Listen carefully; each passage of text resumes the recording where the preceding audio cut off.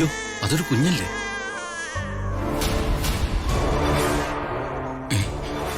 ദൈവമേ,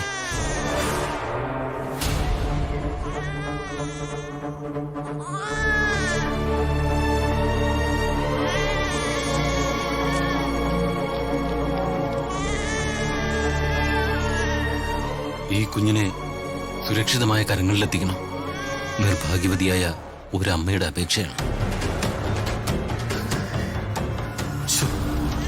ഇതെന്തൊരു കഷ്ടമാണ്.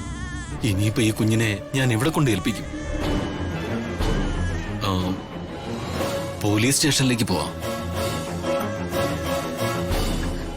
ചേട്ടാ, ഈ കുഞ്ഞ് അത് ഈ കുഞ്ഞിനെ ആരോ കൊണ്ട് വഴിയിൽ ഉപേക്ഷിച്ചിട്ട് പോയതാണ്.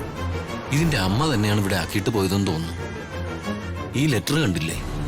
ഇത് എഴുതിയിരിക്കുന്നത് ഈ കുഞ്ഞിന്റെ അമ്മ തന്നെയാ. മനുഷ്യരുടെ ഓരോരോ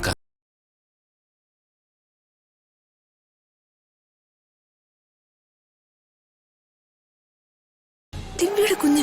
നിങ്ങൾക്ക് ഈ കുഞ്ഞിനെ അറിയാവോ? അറിയാം, ഞങ്ങളുടെ വീട്ടിലെ ജോലിക്കാരുടെ കുഞ്ഞ്. മോളുടെ വീട് എവിടെയാ? ആരാ മോളുടെ അച്ഛൻ?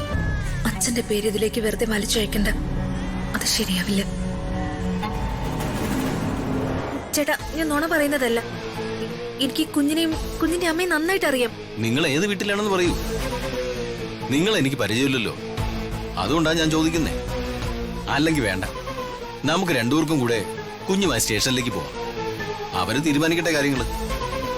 എന്നിട്ട് നമുക്ക് ഈ കുഞ്ഞിന്റെ അമ്മയെ വിളിപ്പിക്കാം.